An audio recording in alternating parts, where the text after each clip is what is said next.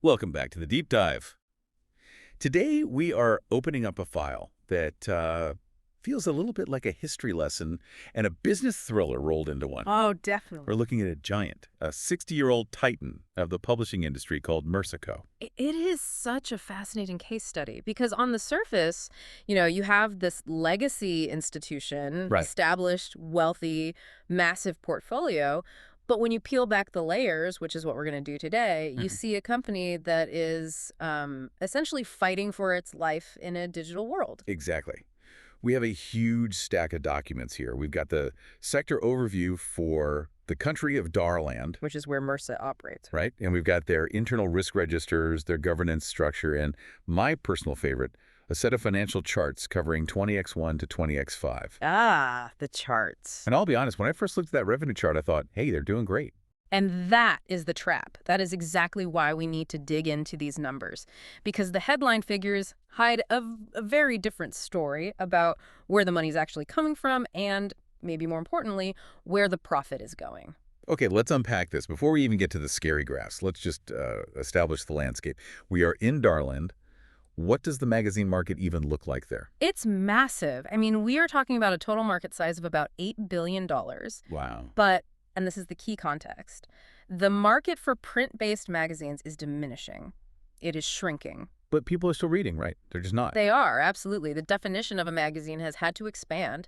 In this sector, a magazine isn't just a glossy bundle of paper anymore. No.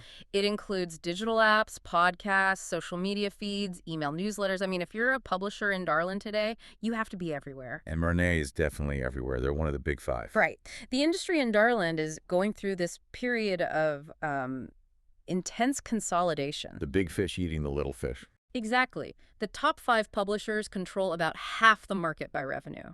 Merced is one of those top 5. So how do they actually make money? I mean, obviously they sell magazines, but the source material makes it seem a bit more nuanced. It breaks down into 3 main buckets. First, you have sales. That's the physical copy you pick up somewhere. At a supermarket or a train station or something. Exactly. Then you have subscriptions. Which it can be print or digital. Correct. Print subscribers get it in the mail. Digital subscribers get access to archives and all the online stuff. But the third bucket, and this is crucial for Merced, is advertising. Selling space to other businesses. Selling space to businesses who want to reach those readers, yeah. Okay, keep that in mind, everyone.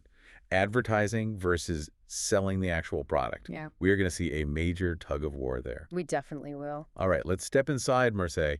It's 60 years old, listed on the Darland Stock Exchange for 8 years. And the sheer scale of this operation is just wild. Over 300 titles. It is a huge portfolio. And it's not just one niche either. They are organized into 8 different divisions based on the content. Yeah, I saw that. They've got sport, lifestyle, computers, motoring, even celebrity news. It feels like if you have a hobby in Darland, Merced probably has a mag for it. Which is a strength historically. That diversification helps you weather storms, For sure. If the motoring division has a bad year, maybe lifestyle picks up the slack. But managing 300 distinct brands, that's a very complex structure. Speaking of structure, let's look at the board. 12 directors. Yes, and this is interesting from a governance perspective. It's a perfect 50-50 split. 6 executive directors who run the day-to-day. And 6 non-executive directors, or NEDs. Exactly. And the source says this is strictly following Darland's corporate code. So they're ticking all the boxes. All of them. They have the audit committee, the remuneration committee, but there is one detail in that governance section that really, really caught my eye. I think I know what you're going to say. The risk committee. The risk committee, exactly. The source specifically notes that a risk committee is not required by the corporate code. So they set one up voluntarily. They did. What does that tell you? Is that just them being extra careful? It signals self-awareness. It tells me the board knows they're navigating dangerous waters. Right. You don't set up a dedicated risk committee if you think it's going to be smooth sailing. They know the business model is under threat. That's a great catch. It's like buying extra fire extinguishers. Right. Yeah. You only do it if you're worried about sparks. Okay, let's talk about the engine room. How do you actually produce 300 magazines? The content factory. It's a mix. They have in-house employees, authors, and editors, but they also rely really heavily on freelancers. And the source material had a little note about that cost. It did. It mentioned that for expert content, So think of a famous car reviewer or a tech guru. Those freelance fees are high. Premium talent costs premium money. Merceh has to pay up to get the names that sell magazines. And the work culture seems pretty modern. That mentioned most authors are hybrid. 2 days in the office, but then some are out in the field, at film screenings or sports matches. Which makes sense. You can't review a football match from your desk. No, but the real operational shocker for me wasn't the writers, it was the printers. Oh, this stood out to me too. In a world where everyone outsources everything, Merceh does not. No, they don't. The source explicitly says it. Unlike most competitors who outsource, Merceh does its printing in-house. Let's just pause on that. So they are buying their own paper in bulk. They own the printing presses, they run the machinery, and they even manage the distribution from a central hub. It is a massive vertical integration strategy. And look, 60 years ago, that made perfect sense. If you own the press, you control the means of production. You control your destiny. You don't have to pay a markup to a print shop. But today, It's a massive risk. a huge one. We just established that the print market is shrinking. If you outsource printing and demand drops, you order fewer copies from your supplier. Your costs go down. But if you own the factory, You still have to pay for the building, the maintenance, the staff. You have these huge fixed costs. so if print volumes drop, your cost per magazine shoots up. Precisely. You are stuck with this expensive, heavy machinery that is becoming less and less useful every year. It's an anchor. That is a perfect segue to the numbers, because we can actually see that anchor in the financial charts. Okay, let's look at the data from 20x1 to 20x5. And let's start with the good news, because I'm sure the board would want us to. Oh, right. Total revenue is growing. It is. In 20x1, it was about, $550 million? Around there, yeah. By 20x5, it's climbed to over $640 million. That looks like a healthy company. On the surface, yes. But here's where it gets really, really interesting. You have to split that revenue apart. Look at the chart for revenue from publications. That's money from actually selling the magazines and subscriptions. Carrick. I'm looking at it. It was going up, and then it just hits a wall. It peaked in 20x4, and in 20x5, it actually started to fall. The core product people paying for the content is starting to slide. So why is the total revenue still going up? Advertising. The revenue from advertising chart is just a straight line almost heading up. It's climbing steadily every single year. So they're making less money from readers, but they are making up for it by selling more ads. Precisely. They're becoming more dependent on advertisers just as their core reader revenue is faltering. That is a very precarious position to be in. And then we get to profit. This is the uh-oh metric you mentioned. This is the alarm bell, the operating profit. It climbed nicely until 20x3 hit nearly $195 million. But look what happens in 20x4 and 20x5. It's a sharp drop, just boom, down to $175 million in 20x5. Despite total revenue being higher, they're keeping less of it. Their margins are getting squeezed. Yeah. This source notes the margin in 20x5 was 27%. Which sounds okay in a vacuum. It does, but the trend is downward. And there's one more chart here that explains why. The print-based edition sales volume. The sad line. It really is. Oh. In 20x1, they sold over 4 million copies. In 20x5, it's down to roughly 3.2 million. That's a huge drop. And this connects right back to the printing press issue. Right. They are printing 800,000 fewer magazines than they were 5 years ago, but they are likely still paying to maintain the same massive printing facility. That inefficiency eats directly into their profit. So they're working harder, selling more ads, but the physical reality of the business is just dragging them down. Exactly. They are trying to turn a cruise ship in a bathtub. Let's talk about their lifeboat then. Mm. Digital. They're moving into digital formats. Right. But looking at the risks section, this isn't exactly a smooth ride either. No.